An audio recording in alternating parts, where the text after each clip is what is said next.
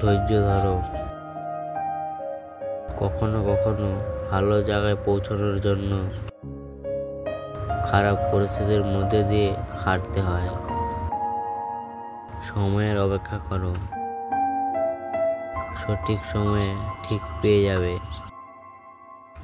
কথা দিয়ে কথা রাখাটা পৃথিবীর সবচেয়ে সুন্দরতম মন মানসিকতার পরিচয়। যোগ্যতার চেয়ে বেশি কিছু পেয়ে গেলে মানুষের ব্যবহার পশুর মতো হয়ে যায়।